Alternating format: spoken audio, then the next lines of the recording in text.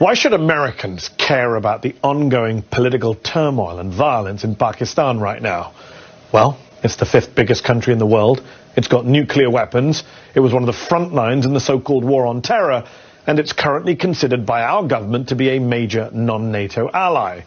And yet ever since Imran Khan, the legendary Pakistani cricketer turned populist politician, was ejected from the Prime Minister's office last year in a very controversial parliamentary vote of no confidence, that country has been in the midst of an historic political and economic crisis. Khan, who remains hugely popular inside of Pakistan, has had more than 100 criminal cases thrown at him, from corruption to terrorism to blasphemy. And there has also been a vicious crackdown against members of his own political party. Khan's violent arrest outside a courthouse in May, later deemed by Pakistan's Supreme Court to be illegal, led to mass protests, to violence and death across the country. According to Human Rights Watch, while some of Khan's supporters did use violence and attacked property and the police, the Pakistani authorities, quote, used excessive force against protesters, restricted access to the internet and to social media, and carried out mass arrests. More than 4,000 people detained, many of them arbitrarily. But what was so stunning about those protests is that they weren't just anti-government, they even challenged the dominance of the once revered, almost untouchable Pakistani army. See, that country of more than 250 million people, which has long aspired to be a functioning democracy, has been ruled, directly or indirectly, by the military for most of its 75 years of independence. Currently, the Pakistani military has banned any mention of Imran Khan's name on air. Prominent journalists have just disappeared. Even Pakistani-American fashion designer Khatija Shah has been detained for taking part in the protests. And Khan himself, who survived an assassination attempt last November, is worried for his own life. The former Prime Minister, who is accused of cozying up to Vladimir Putin and Xi Jinping, hasn't had much support, though, from Western capitals, and he himself accused the Biden administration of being behind a coup against him, an allegation that the State Department has denied and that Khan has since backed away from. So, what should America be doing here, and what does the future hold for Pakistan and for Imran Khan? Earlier I spoke to the former Prime Minister of Pakistan and chairman of the political party, the PTI. Imran Khan, thank you for coming on the show. You are the former Prime Minister of Pakistan. Explain to our viewers watching in America tonight what you believe is the state of democracy, of freedom, of human rights in Pakistan tonight. How bad is it? Well, maybe for some of us who've seen the evolution of our democracy over the last, especially 20 years, because you saw General Musharraf's martial law, and then in that martial law, we saw what was called the lawyers' movement for the independence of judiciary. And during that time, the media asserted its independence. So we were moving towards a democratic system. Two governments came in, stood for 5 years, and then left elections. Another government took over. So we're moving towards, what we hoped would be genuine democracy, because normally we had a hybrid system. Even when the army was not in power, they really controlled the levers from behind. But what is happening right now is a total dismantling of our democracy. It's not a question of what is happening to my party or to me, or these 170 cases and so on, or whether I'm in jail or these are not one but two assassination attempts on me. It's what is happening to the future of this country if our democracy is disbanded. Because rule of law, democracy and prosperity go hand in hand. When you do not have rule of law, which is what is happening now, it is might is right, there's an undeclared martial law in Pakistan, then, there's darkness ahead. We are standing on the edge of darkness. So what is your message to the American government tonight, to President Joe Biden? Because on the one hand, you have urged the U.S. to speak out in the name of democracy and human rights against what's happening in Pakistan right now. But you've also accused the U.S. of being behind a, quote, foreign conspiracy, a coup against you. You repeatedly called what happened to you, quote, U.S.-backed regime change. Well, I mean, the facts about what happened, about me receiving a cipher coded message from our ambassador in Washington. This is 6th March 22. which said that the American official, Under Secretary of State, telling our ambassador in an official meeting that unless you get rid of Imran Khan in a vote of no confidence, there'll be consequences. And then the vote of confidence, no confidence, takes place the next day.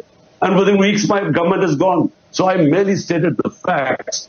And by the way, I put the cipher in front of the cabinet, in front of the National Security Council, and there was an official protest from Pakistan for interfering in our internal affairs.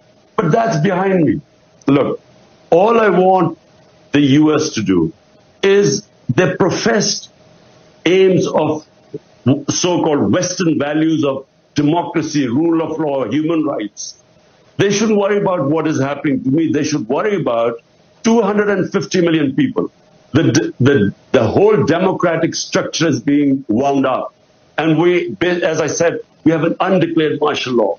Surely this is not what the Western countries should want. I mean, they should just speak out against it. So obviously the Biden administration denies being involved in your ejection from power. The current Pakistani government is clearly afraid of you, hence the mass arrests, the talk of banning your party, the more than 150 legal cases against you. They've said you're a bigger threat to the country than Indian Prime Minister Narendra Modi, rather ridiculously. Do you believe that if elections are held on time in October of this year, that your besieged party can still win and that you can still be Prime Minister again? Surely that's a pipe dream now.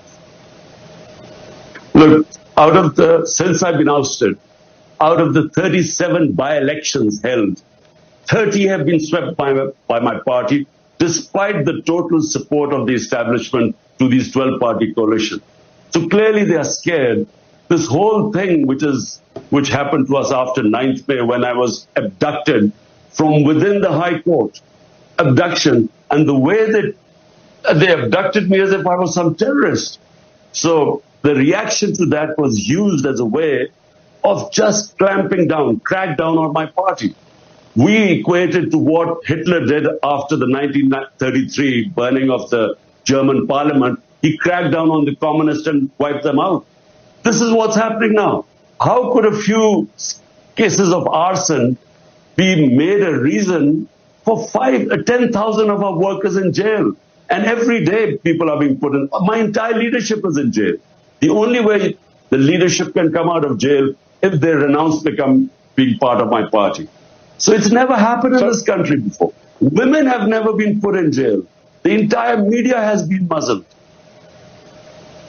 I mean, the military, which is the real power in Pakistan, is obviously out to get you. It was Army Rangers who arrested you outside the courthouse, not police. It's military officials who have reportedly told Pakistani journalists not to mention your name on air. Yet your critics would say that you came to power in 2018, everyone knows this, in alliance with that same military, that you for years had close relations with top generals going all the way back to Hamid Gul, the former head of the Pakistani ISI. So the critics would say it's ironic to see you now criticizing the same army and intelligence chiefs who you were once fine with and who helped put you in power in the first place. First, just to correct you, I was abducted by the Rangers from within the court. I was actually sitting in the courtroom. So, just to correct you. And the Supreme Court declared it illegal, and so yes. That's why I was bailed out. Look, in Pakistan, Mehdi, the military has directly or indirectly ruled Pakistan for 70 years. 3 times martial law, and then the other times because they're entrenched. And so whoever does politics has to work with them.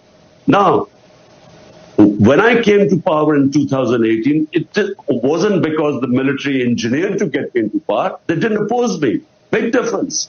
In 2013, before that, they actually helped Nawaz Sharif get into power, and we proved in the rigged elections. In 2018, we asked everyone to open the elections because we came through proper, free and fair elections. In fact, we felt we lost some seats. But the thing is, I worked with the military. Military means the army chief. So I worked pretty well with him. The main problem was, you see, my whole thing is rule of law. I started my movement for justice 27 years ago, wanting to bring the powerful mafias, the political mafias, under the law. This is where the problem became. He didn't think corruption was that big a thing. He wasn't interested in. And if he had the veto power. So that's where I failed. Although we succeeded economically, we did brilliantly dealing with the pandemic, but I failed in the rule of law, and I think that's where the problems became. Up next, what about the criticisms of Imran Khan's own time in office? Don't go away. Before the break, I was speaking with former Prime Minister of Pakistan, Imran Khan. We discussed the state of democracy in his country and his message to the American government. But what about the criticisms he's faced from his own time in office? Here's the rest of my interview with him. You have been praised in your handling of the pandemic, and it's interesting to hear you saying you failed in terms of the military. But while there are many Pakistanis who still support you, you're hugely popular, a lot of Pakistanis say, hold on, when you were in government, you were fine with the military. You say none of this stuff has happened before, but you locked up opposition leaders, you locked up journalists, you cracked down on the press, and now you're getting upset that the same is being done to you. Look, the term false equivalence, you cannot compare what was going on in my time. While there are many Pakistanis who still support you, you're hugely popular, a lot of Pakistanis say, hold on, when you were in government, you were fine with the military. You say none of this stuff has happened before, but you locked up opposition leaders, you locked up journalists, you cracked down on the press, and now you're getting upset that the same is being done to you. Look, the term false equivalence, you cannot compare what was going on in my time to this. In fact, General Musharraf's martial law was more liberal than what is happening right now. I mean, in our time, you can just name me which channel did we close? I mean, which journalists left the country? 4 of our top journalists have left the country. A fifth one, wrote a letter to the Supreme Court Chief Justice that his life was in danger. He escaped. He was killed in Kenya. Our best journalist right now, Arshad Sharif, and best Imran Riaz, he's disappeared for 40 days. Yes. I mean, he's but Chairman Khan, I'm not going to dispute. I'm not going to dispute what's happening now. I'm very critical of what this government's done. It's not about equivalence, though. It's about that on your watch, you did a lot of these things. Maybe not as badly as the current government, but Reporters Without Borders, for example, they called you a press freedom predator in 2021. They criticized you at the time for threatening, abducting, and torturing journalists. That happened on your watch. Hamid Mir, a very famous Pakistani journalist, he wrote just last month for The Guardian that when you were in office, he wasn't allowed on air, even though you had once called him a favorite anchor. So the problem is that a lot of this stuff did happen on your watch. You were not a champion of the free press. So people say, hold on, now you're saying it's bad when it happens against you. Firstly, Mehdi, the only time that I found out about a journalist being picked up and disappeared was a guy called Matiullah Jan. The next day I got him back. The problems we had were we were at the tail end of the war on terror. And the establishment was very worried about any criticism about it. So they were responsible for a few guys who were picked up. But this was nothing compared to what's going on. The only thing what we tried to do was there was fake news on social media, and that was causing havoc because they would be slandering people and so on. That's the only thing we tried. But when there was opposition from the media, we didn't even bring those laws in. But again, I mean, there is no comparison what is happening right now. My name cannot be mentioned on media. Hold on. When you were Prime Minister, Nawaz Sharif's name couldn't be mentioned on air either. That's what your critics would say. You did the same thing to Nawaz Sharif. Not at all. No, look, Nawaz Sharif was convicted by the Supreme Court.